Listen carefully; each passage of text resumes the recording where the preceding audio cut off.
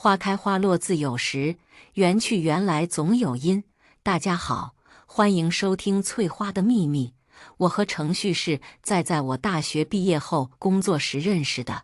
他是本地的公务员，虽然说只是最低的级别，但是我爸跟我说，不管级别高低，只要他有上进心，对我好就行。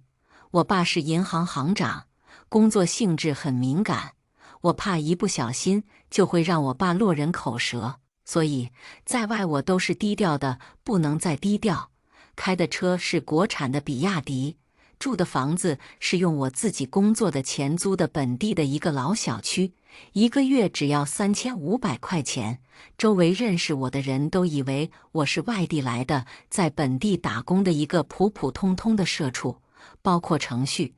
我本来想着等到婚后再慢慢告诉他我们家的情况，但没想到婚礼当天，程旭他妈竟然因为觉得我配不上他儿子，要我再加15万的嫁妆。婚礼当天，我坐在婚房里，原本应该10点就到的婚车，10点半却迟迟没有到。闺蜜让我别担心，掏出手机给其中接亲的那一伙伴郎的其中一个打了一个电话，那边不知道说了些什么，闺蜜的脸色突然变得很难看。什么加名字给他脸了？你问问他们的婚房加上淼淼的名字了，还想要让淼淼在他自己房子上加上他的名字，他哪来的脸说这种话的？闺蜜气得挂断了电话。怎么了？程旭他妈让你在你的房子上加上程旭的名字，否则就不来了。妈的，这伙王八蛋！这个房子是我18岁成人礼的时候，我爸给我在我们老家买的一个小房子。他跟我说，之所以在这里给我买房子，是提醒我不要忘本。我听到这话也有点没反应过来。我和程旭从认识到决定结婚的时间只有8个月，这8个月程旭对我很体贴，我没想到他能在婚礼当天干出这种事情。我给程旭打电话，程旭接通电话的第一句是我妈让我这样做的，我也是迫不得已的。他接着又说，淼淼，要不你就先口头答应吧，等婚礼结束后我们再说。我妈这人你又不是不知道，老人嘛，我们得体谅一点。我记得第一次我上他家拜访的时候，他妈妈只给我准备了几道素的不能再素的菜，当时我便觉出我未来的这个婆婆可能不太喜欢我，但后来想，结婚后我们也不跟她在一起住，她喜不喜欢我并不太在意，我要结婚的人是程旭，不是他妈。况且程旭对我一直都很好。你先过来，加名字的事情我们婚礼结束后再说，一座小房子而已，对我来说值不了几个钱，加上就加上，我也无所谓。不是啊，淼淼，我妈说，要是你不同意加名字的话，今天这个婚就不结了。要不你就先答应吧，算是看在我的份上，一口气堵在我的胸口上。今天是我们的婚礼，来了很多人，其中有不少我爸的合作伙伴。我不想把场面搞得很难看，只是没想到在我同意了程旭的这个要求后，他们竟然变本加厉。迎亲的车半个小时后到达，本来准备好的抢亲堵门的环节，因为程旭来晚了将近1个小时，被迫取消。但我没想到，更让我大开眼界的还在后面。程旭他妈见到我，把一张纸摆在我面前让我签了。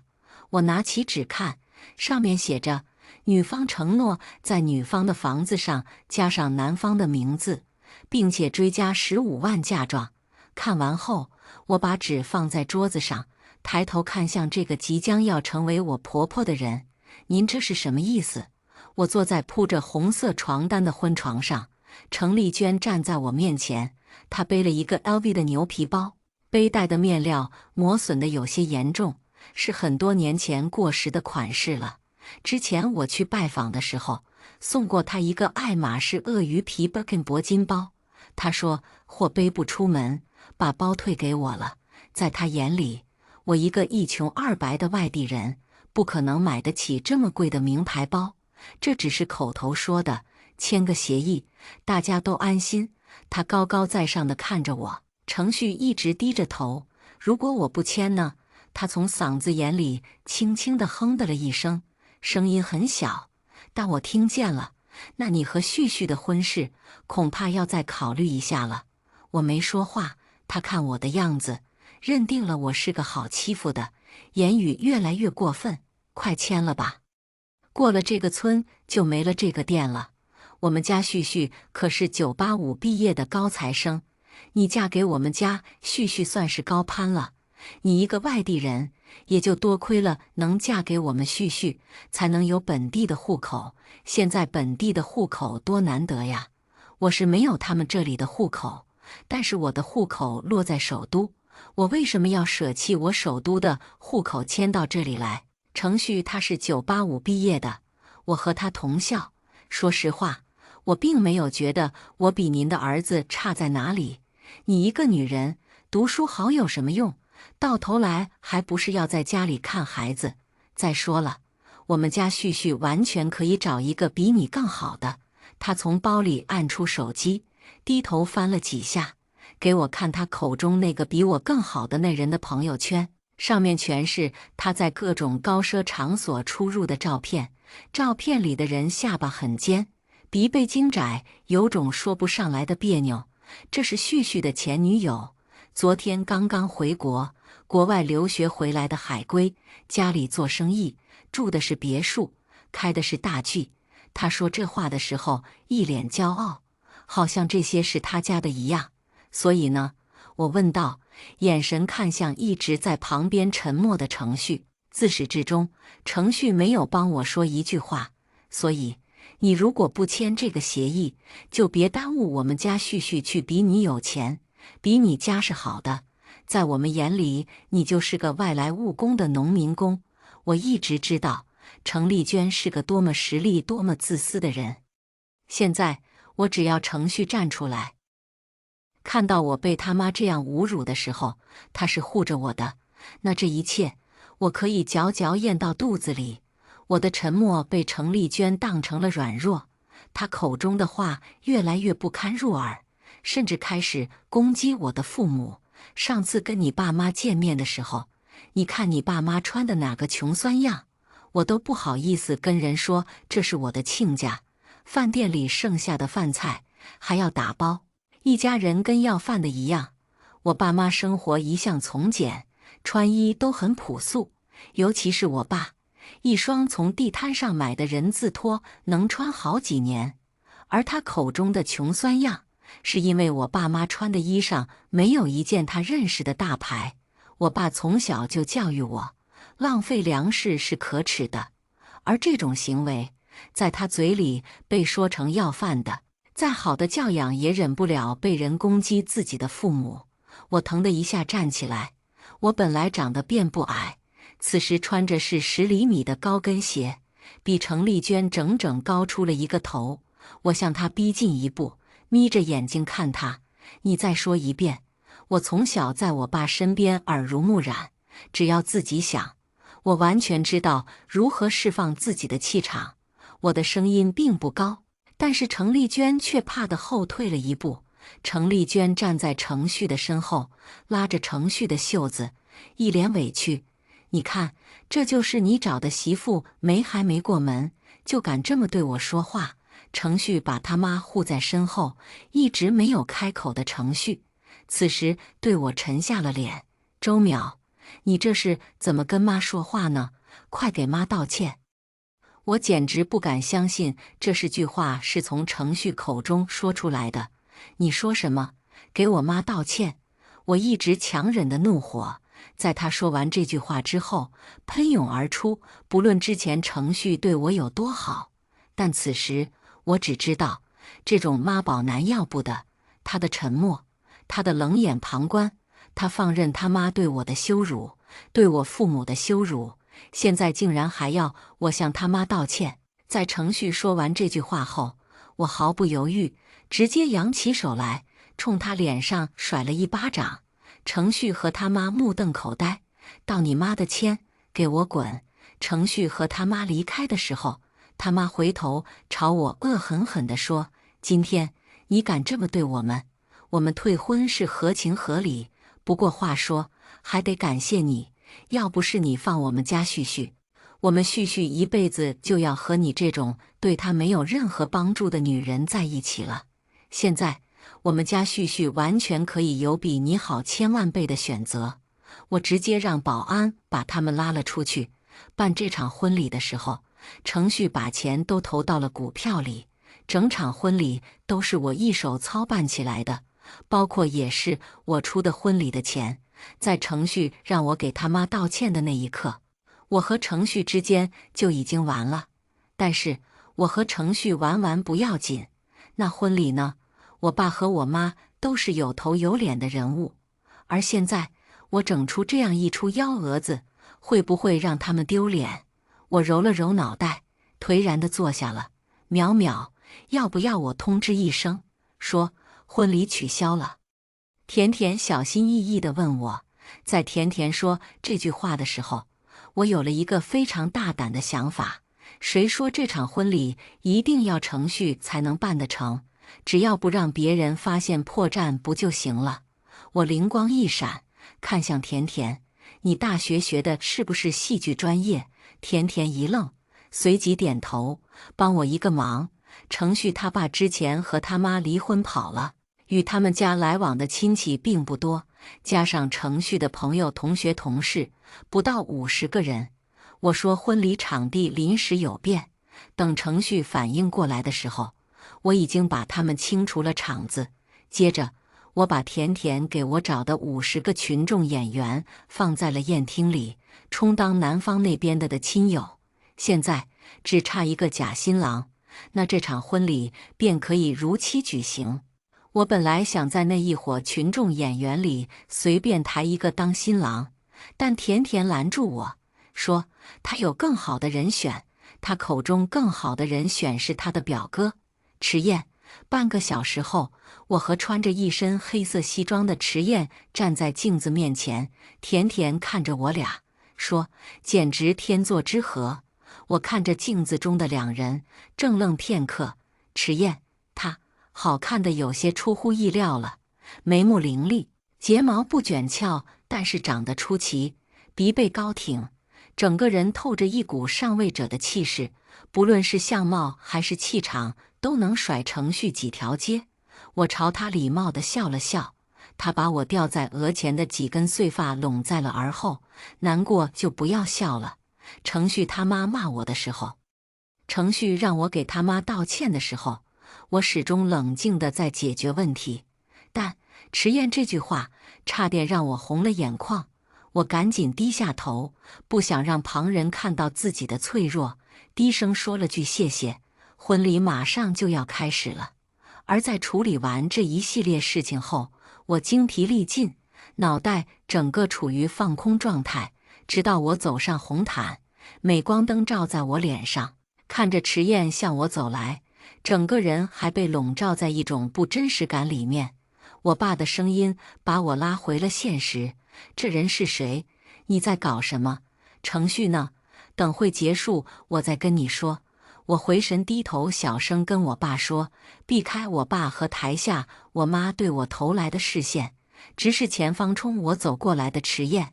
迟燕年轻，但是气势却丝毫不输我爸这种浸淫政圈多年。他走到我爸面前，一声爸叫的脸不红心不跳。我爸心理素质也很硬，硬生生地接住了迟燕的这声爸。婚礼进行得非常之顺利，除了在交换戒指的时候，我突然想起来，并没有给迟燕准备要给我要戴的戒指。正当我慌张的时候，迟燕把她小指上的一枚雕刻繁琐的银戒摘下来，戴在了我的无名指上。迟燕扶着我下台的时候，手上无名指的银戒在灯光的照射下映出流光溢彩的光线，戒指非常神奇的紧紧地贴合着我的无名指，不松不紧，异常舒适的佩戴感。那天那场婚礼结束后，我把事情的原委告诉了我爸妈。我妈祖上3代从商，富甲一方。他摸了摸我的头，说程序没有眼光。我想了想，点头。他们并没有苛责我，只是可惜人生中本该这么美好的时刻，却被以这种糟糕的方式度过。我想起婚礼上，迟燕抓着我温厚的手掌，觉得这场婚礼可能也没有想象的这么糟糕。婚礼结束后，我本想给迟燕包一个大红包感谢她，但是迟燕拒绝了我。她看着我挑眉笑：“你觉得我是缺这几个钱的人吗？”我窘迫地挠了挠鼻子。迟燕低低地笑了一声：“请我吃饭吧。如果我知道会碰上程旭和他现在的女朋友的话，那我一定不会把和迟燕的吃饭地点选在这家5星级酒店。程旭胳膊上挂着的这个女人我见过，是他妈给我看的那个女人。现实中看着她的脸，感觉更奇怪了。看什么呢？”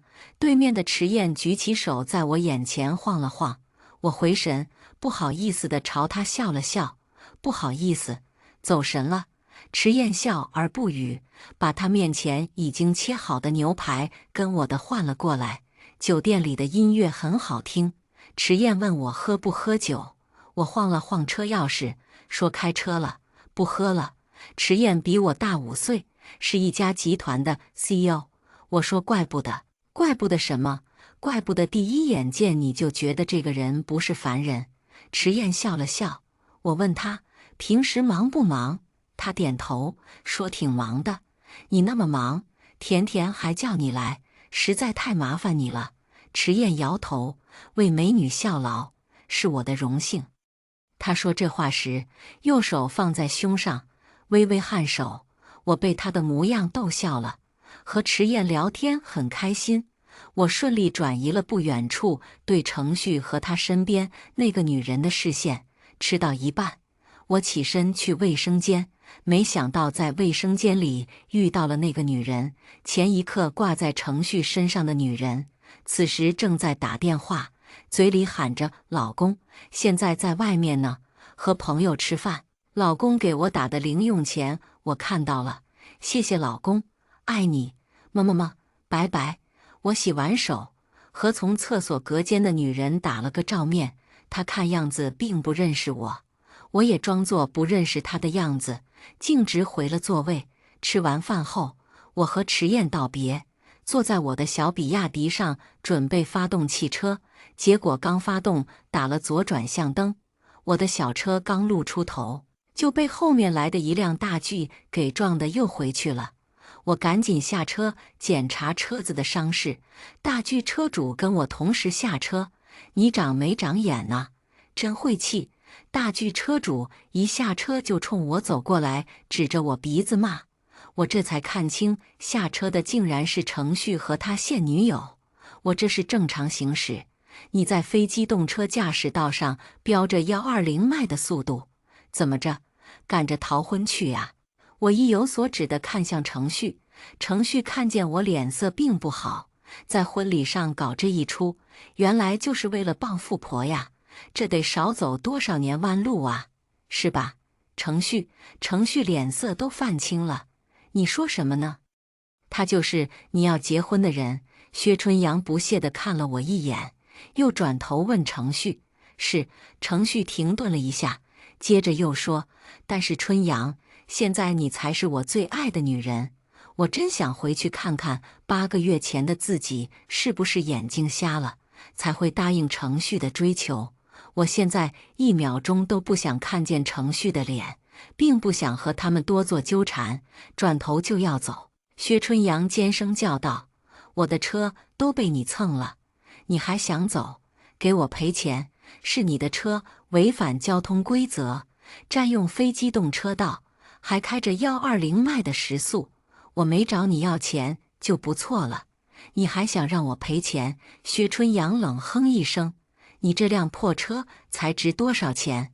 我的车能买10辆你这样的车了。”我简直被他的脑回路惊呆了，因为他的车贵，所以他的车撞到了我的车，我就要给他赔钱嘛？那报警吧，看警察怎么说，到时候可就不只是给我车的赔偿金了，就在这个时候，薛春阳的手机响了。薛春阳看了一眼电话，神色慌张了起来。他把电话挂了。谁呀？推销的。我冷哼了一声。薛春阳看着我，像是突然想起了什么似的。是你？我倚着车笑了笑。你们见过？程旭问他。没。薛春阳突然从包里掏出了3000块钱。这3000块钱不是我赔偿给你的，是我看你穷的可怜赏给你的。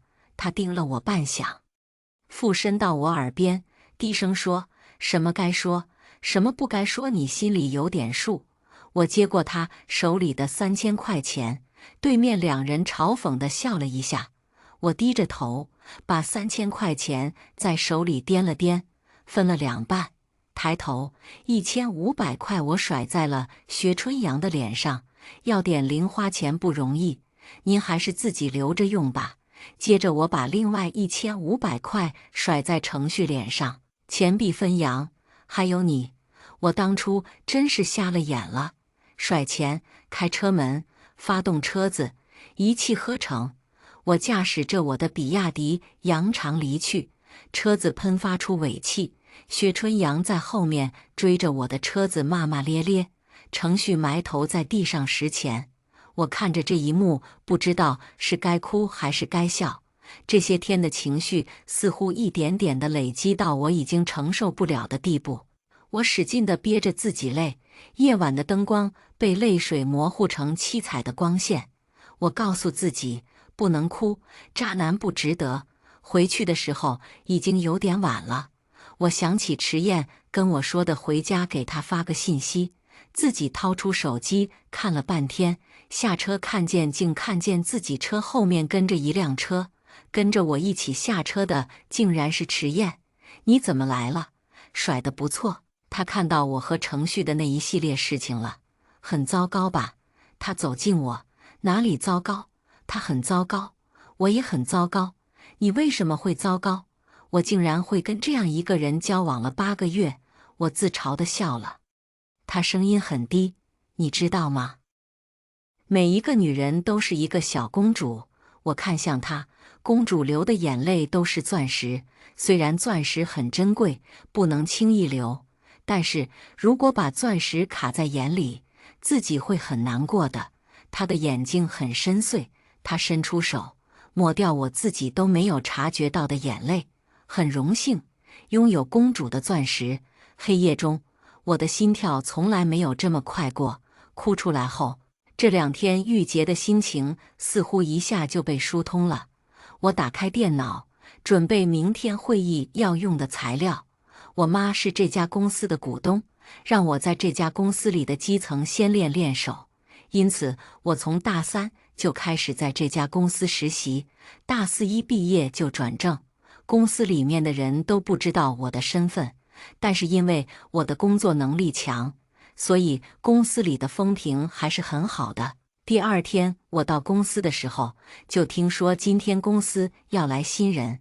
在我看到从门口进来的薛春阳时，感叹真是人生无常，大肠包小肠。薛春阳一副目中无人的姿态，他简直像来视察工作。他拎着 LV 的袋子，踩着 Prada 的鞋子，一路扭着屁股进了总监办公室。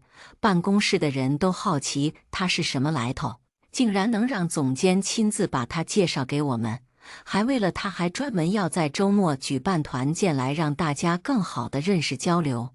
办公室的都以为他背后的后台很硬，对他越发殷勤。我看见薛春阳了，薛春阳自然也看到我了。他路过我的工位的时候，从上而下地瞥着我。是你。接着他斜着眼朝我笑了一下。昨天甩钱甩得爽吗？你信不信我用半个月的时间就能让你从这个公司里滚蛋？我看着他，后背贴在椅背上，漫不经心地拿起咖啡到嘴边喝了一口。是吗？那我们等着瞧，瞧你的关系硬还是我的本事大。薛春阳来到公司的第2天，他把咖啡泼在了我刚打印好的资料上。来到公司的第3天，我做的数据传到他那，被他乱改一通，来到公司的第4天，我跟了1年的项目换成了他。我把这件事情反映给总监，总监竟然说我心胸狭隘，对待新员工不够友善。我从总监办公室出来，看见薛春阳趾高气扬地从我面前走过。你知道这个世界上比起你的能力来说，更重要的是什么吗？是资本。他扬了扬手上的鸽子蛋，轻蔑地朝我笑。薛春阳每天高调地开着他的大 G 进出公司，他身边跟着好几个人，全是以为薛春阳后台硬，想巴结讨好薛春阳的。下班的时候，我跟在他们身后慢慢地走着，听着那些人对薛春阳的奉承话。薛姐，这辆车没个大几百万买不下吧？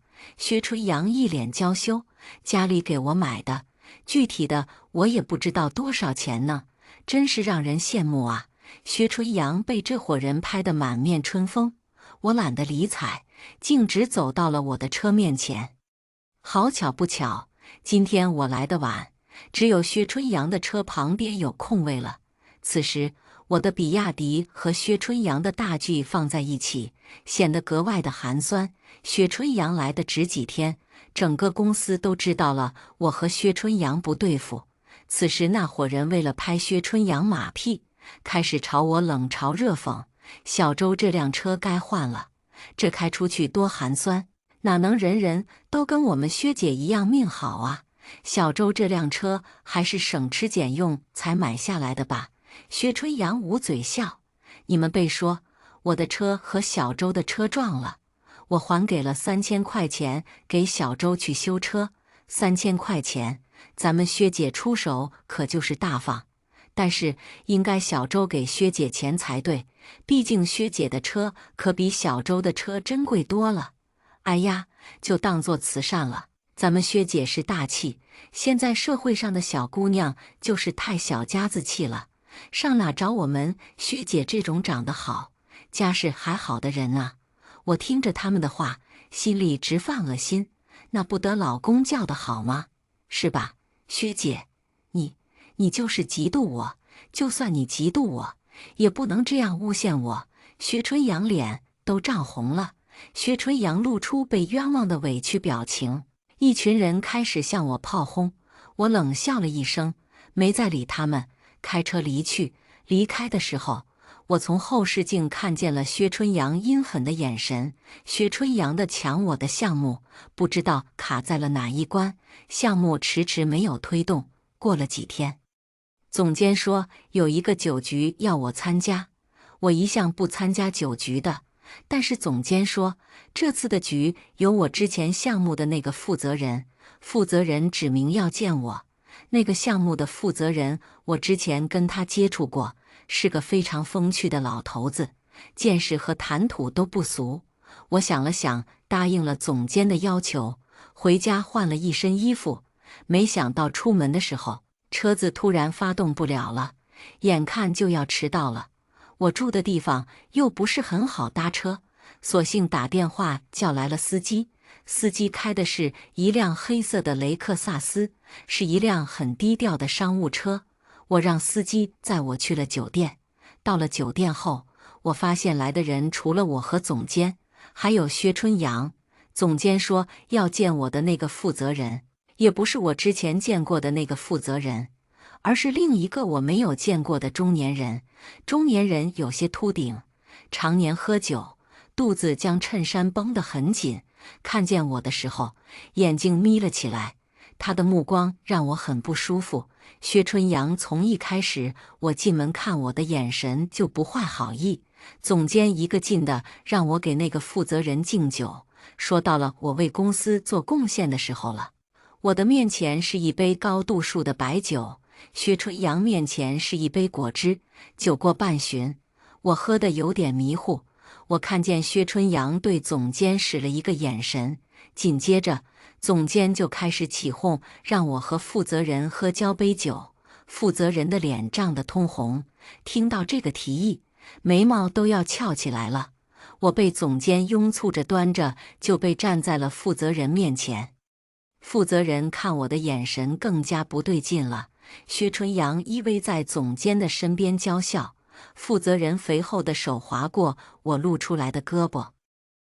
我一阵恶寒，猛地推了他一下。你干什么？负责人被我这么一推，脸上带了怒气。你们怎么回事？还想不想谈合作了？小周，你这是怎么跟李总说话呢？快点道歉！总监朝我呵斥。就是啊，小周，李总肯跟你喝酒是赏你面子，你怎么这么不识好歹呢？薛春阳在一旁煽风点火。我想起从进这个酒店一开始，薛春阳看我不怀好意的眼神，不时和总监的窃窃私语，这就是薛春阳给我设的一个套。他以为我会为了谈合作去牺牲自己的色相吗？真是可笑。我拿过酒杯，余光看见薛春阳不屑地笑了。我把酒杯里的水泼在了薛春阳的脸上。既然你这么想赔，那你就自己赔吧。我笑了笑，转身离开。结果第二天早上，我到公司的时候，发现公司里的氛围很不对劲，周围人看我的眼神都充满了嫌弃。我本来想要问一个跟我玩得比较好的同事是怎么回事，结果他神色有些不耐烦，看起来并不想搭理我。到底怎么了？我没想到你是这种人。我纳闷，我哪种人了？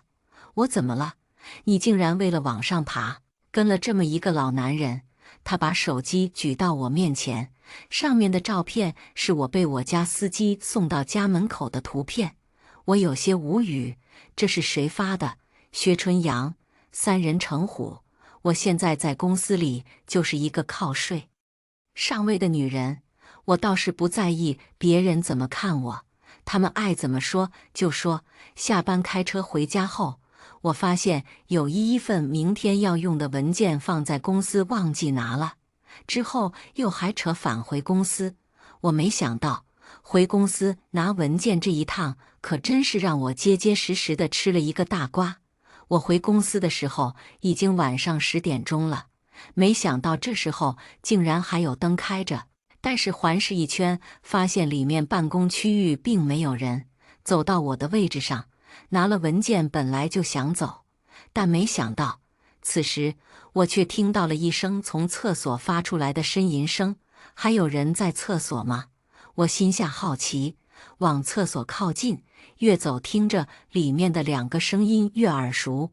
这不是我薛春阳和我们总监吗？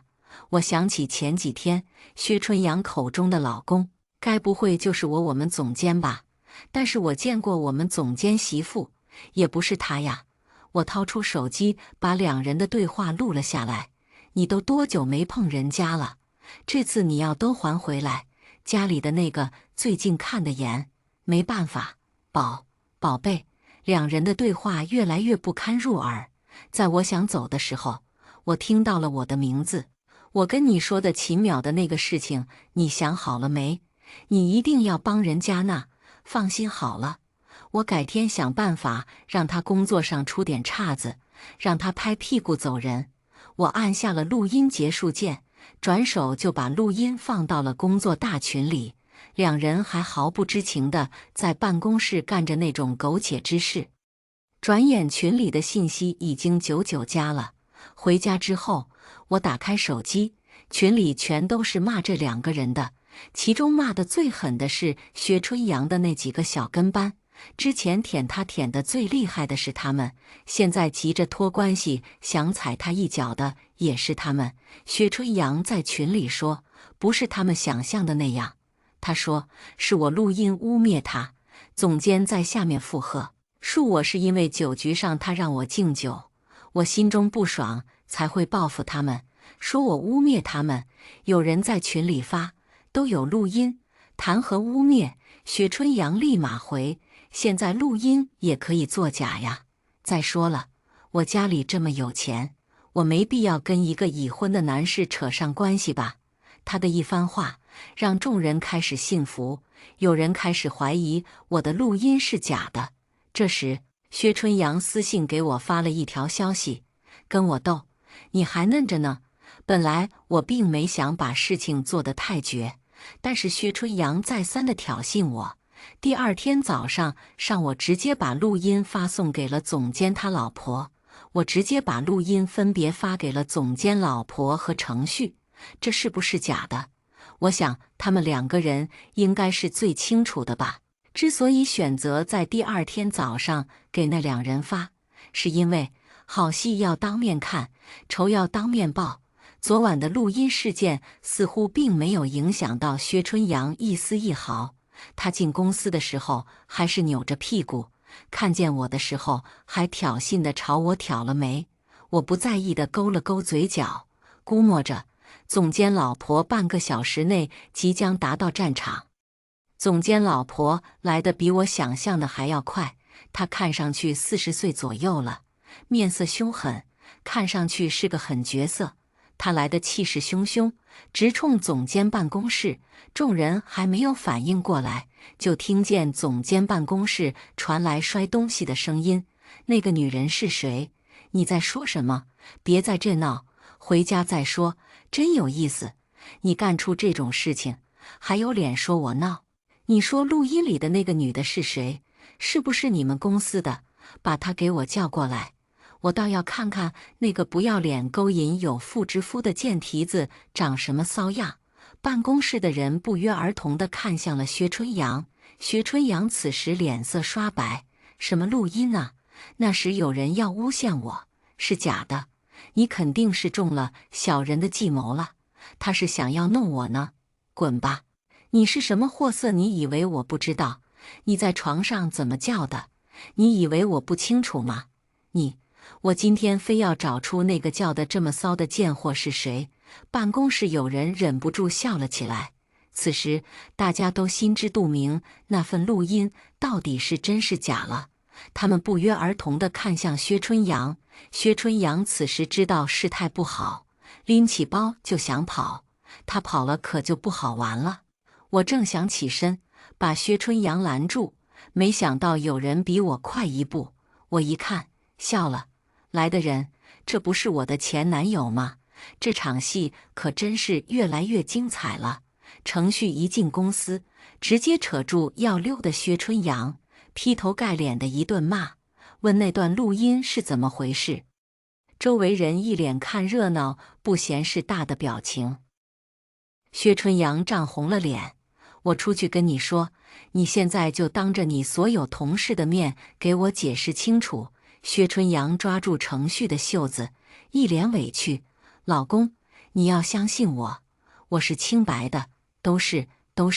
他转了转眼珠子，随即指向我，对，都是他诬陷我的。什么？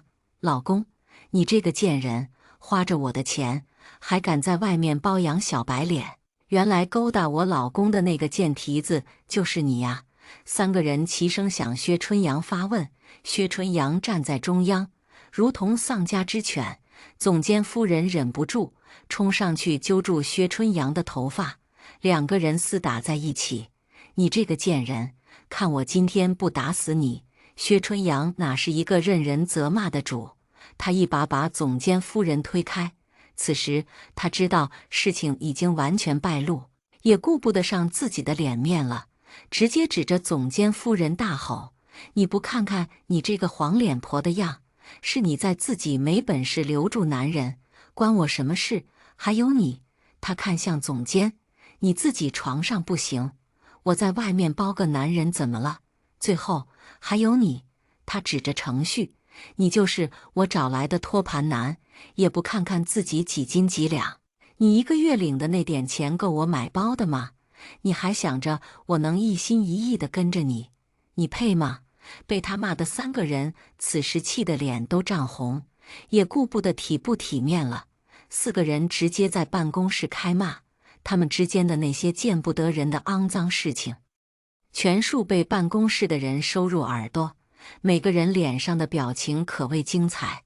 我坐在位置上，开心地看着他们狗咬狗，拿出手机把这一幕录了下来。很多时候遇到事情，我选择退让，这不是因为我软弱，而是那些人不值得让我动用我的情绪。我讨厌与他们交锋，那会让我觉得我同他们是一样的人。我最喜欢的报复是不动声色的致命一击啊！薛春阳和总监双双被公司辞退，我以为日子终于能消停一阵了，但没想到薛春阳他竟然还不消停。薛春阳之前在网上靠着每日晒自己的高端生活积累了几个粉丝，算是个不大不小的博主。不知道他是为了报复我，还是没了资金来源，想红想疯了。他竟然在网上发了一条视频，把自己伪装成可怜的受害者形象，说我为了抢她男朋友，在公司污蔑她和性骚扰她的上司有一腿。办公室恋情和性骚扰本来就是一个很好的话题点，加上薛春阳炉火纯青的演技和他本身不大不小的流量，视频直接冲上了热门。后面薛春阳又有意无意地透露出我的信息，网上又多了一张图片，是那天应酬结束后，我们家司机送我回家的照片，上面配文：我为了上位，找了一个50多岁的老男人。薛春阳口上说不希望他的粉丝网暴我，但是每次出现都是一脸无辜受尽欺压的白莲花形象。这条视频后，薛春阳的粉丝直接涨了200多万，广告接到手软。他给别人营造的人设是受尽欺压的纯情无辜小白花形象。有公司的知情人士在评论区底下留言，说事情并不是他说的那样，结果要不就是被删帖，要不就是被一群不知名的网友给骂得体无完肤。有人扒出我的社交账号，我现在打开微博，下面全是骂我的，全是什么捞女、势利眼之类的。我爸知道了这件事情，给我打电话问我是怎么回事。其实我爸能很轻易地把这个事情压下去，但我并不想只是单纯靠我爸把事情压下去。我要让薛春阳知道，既然他能够利用网络，我也能利用网络。我并没有发声，而是眼看着事情越闹越大，事情传到了迟燕耳朵里。要我出手吗？他问我，我很快地回他，不用了，我自己可以处理。他们能用网络来攻击我，我也能用网络反噬他们。我想了想，又加了一句，等着看好戏吧，期待公主的反击。我把手机合上，看着天花板笑了笑。2022年8月19日星期五凌晨，我在我的微博下面发了一张合照，配文：谢谢爸爸妈妈送的礼物。照片是我和我爸还有我妈的合照。此条微博一出，网友瞬间沸腾。我去，这男的怎么这么眼熟？秦飞鸿，我前2天还在新闻上看见他，我记得他是银行行长啊。被说捞女的是银行行长的女儿。有人细扒我的身世，扒出了我妈的父亲，也就是我的祖父胡文的名号。胡文，这我没看错吧？我们家的那个楼盘就是他开发的。哪家捞女他爹是银行行长，祖父是房地产大佬啊？网上的言论开始反转，从捞女去死变成姐姐。看看我，这里面有无脑的键盘侠，也有不明群众的吃瓜群众，还有跟风的一众人，他们是我刺向敌人的矛。事情越来越火热了，薛春阳再次发了视频，视频中的他看起来更柔弱了，说我利用权势欺压他，还暗讽道，说我骨子里就是绿茶，就是喜欢勾引别人的男朋友。他在视频中口诛笔伐，简直称得上是妙语连珠，颠倒黑白。我看着视频简直被气笑了。下一秒，我直接把那天放在公司大群里的录音发到了评论区底下。为了证明录音的真实性，我还把录的薛春阳那天在公司大骂的视频也一起发了出去。评论区直接炸锅了。啊，当代黄片，这是我不花钱就能听的吗？这是什么人啊？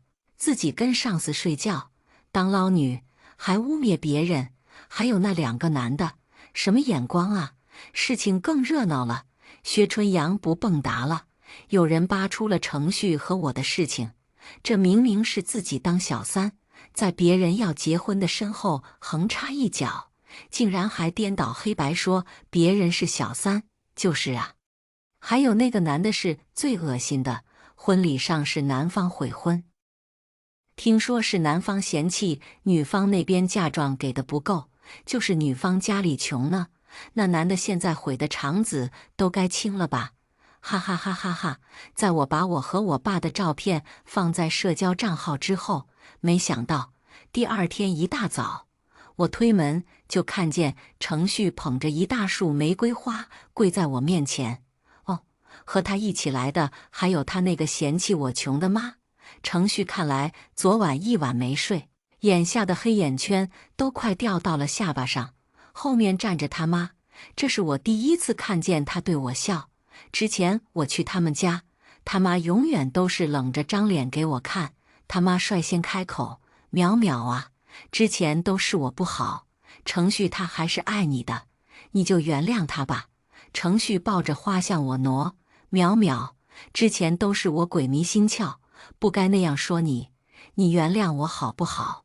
我低头看着程旭这一副卑微乞求的样子，心情复杂。你不是说我配不上你？不是，是我的错，我还爱你，你原谅我吧，淼淼。我看着他，心里一阵恶心。他先是给我戴绿帽子，现在知道我家里超级有钱后，又上赶着来跪在我面前说爱我，还要我原谅他，做梦呢！我低下头看着程旭，一字一句地说：“你这种人只配下地狱。”此时程旭他妈突然冲上来，我以为他要打我，没想到他竟然把自己的儿子推到一边，也跪下哭着求我让我跟他儿子复合，把所有的罪名全部推到薛春阳身上。我心中一片恶寒，现在薛春阳成了坏人了。之前在婚礼上不是还跟我炫耀小薛吗？我装作突然想起了什么。哦，对了，你记得我之前送过你一个包吧？爱马仕鳄鱼皮 Birkin 铂金包，现在你该知道不是赝品了吧？可惜呀，被您给退回来了。程旭他妈脸上一阵青一阵白，你们看到我的真实身份才会向我来道歉，求我原谅，求我复合。但如果经历这一切的是一个普通平凡、专注过着自己生活的女生呢？你们这样，知不知道会毁了别人的一生？他们哑口无言。滚！别再让我看到你们母子俩的背影淡出我的视线。耳边传来掌声，精彩！我看向来人，他穿着剪裁流畅的定做西装，眉目英俊，嘴边勾起若有若无的弧度，是迟燕。我看向他，四目相对，我朝他笑了。进来坐坐。今日风和日丽，连吹过来的风都是甜的。每个女人都是公主，但公主并不是只会穿漂亮裙子和水晶鞋子。如果有小人侵犯了我们的利益，水晶鞋也可以化身武器。公主并不柔弱，我们也喜欢让自己高跟穿透敌人的脚掌，简直爽爆了，好吗？下面我们来听第二个故事。向凯今天回国，婆婆早早来和我对接，宴席都安排好了吧？对了，我给你预约了健身课，接风宴你就不要过去了，谢谢阿姨。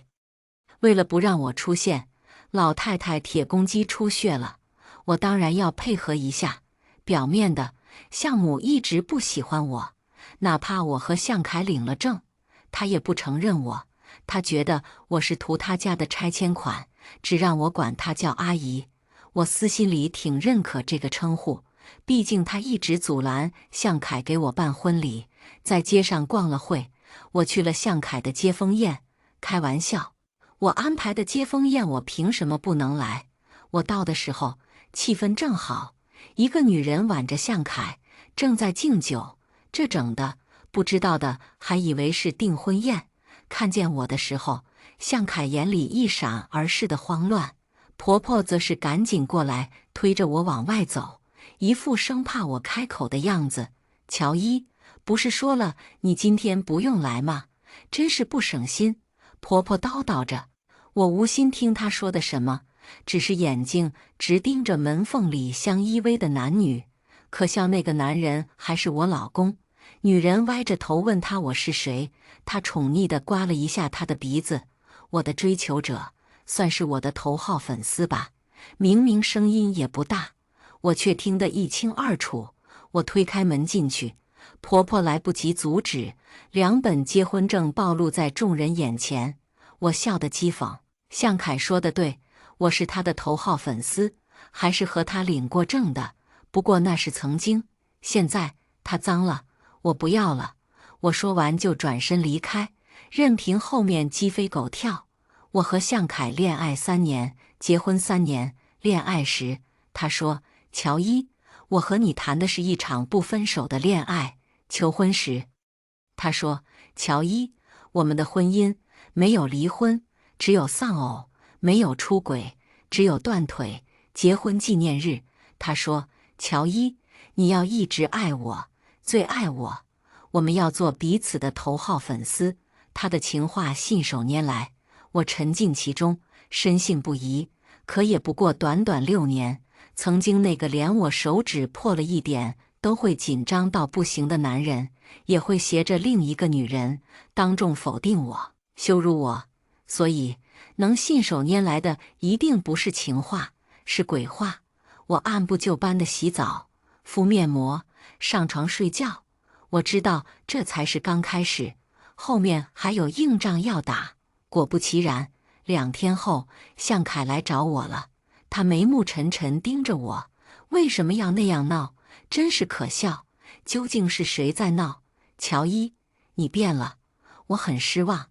我不能再继续陪你走下去了，我接受不了这样的你。我的错了，能不能不痛快点？这么磨叽，离婚吧。我替他开口，向凯眼睛都要发亮。但又马上被我的下一句话惊到黯然失色。你是过错方，你净身出户。看他还想继续说什么，我立马补充：谢绝讨价还价，否则免谈。这8点档出轨离婚苦情剧，我想让他直接大结局。收到法院的传票时，我没有觉得意外。上次和向凯不欢而散，我就有预感。因为我们都想让对方净身出户，就是他的这个原因，我有点接受无能。我婚内出轨，行吧？既然这样，我反手也把他告了。来吧，继续互相伤害。向凯约我见面，气急败坏：“乔伊，我已经给你机会了，没想到你这么得寸进尺。好好看看，这些照片都是你婚内出轨的证据。你还在死撑什么？”我看着他甩在我面前的一摞子照片，满是无奈。这是进修过的脑子，这怕不是进过水的脑子吧？对着照片我一一看着，说着每张我都能说得清清楚楚。第1张，我在一个男人怀里，那是部门聚餐，6个人同行。我身边一个女同事，她光顾着和她男朋友打电话了，没注意看路，下楼差点踩空。我拉了她一把，结果自己崴脚了。身边正好是一个男同事。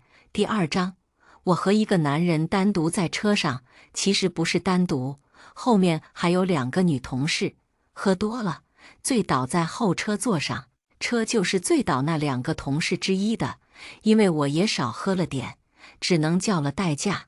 第3张，不得不说，这些照片角度很是刁钻，这么快就弄到这么多照片，有些人还真是蹦跶的欢。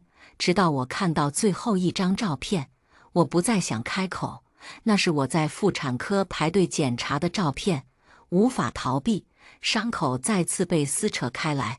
是的，我曾怀过一个孩子，那时向凯刚出国不久，知道自己怀孕的时候，我第一反应就是和他分享。按时间来看，是他出发前1天晚上有的。他一直想要个孩子，婚后我们没有避孕，却也始终没怀上。现在有了，不知道他会是什么反应。我满怀期待地打着电话，那边一直无人接听。我又怕她出什么事，就赶紧联系了婆婆。得知我怀孕后，婆婆告诉我，先别和向凯说，省得他工作分心。我想着也可以，到时候给他一个惊喜。后来发生了一些事，孩子没了。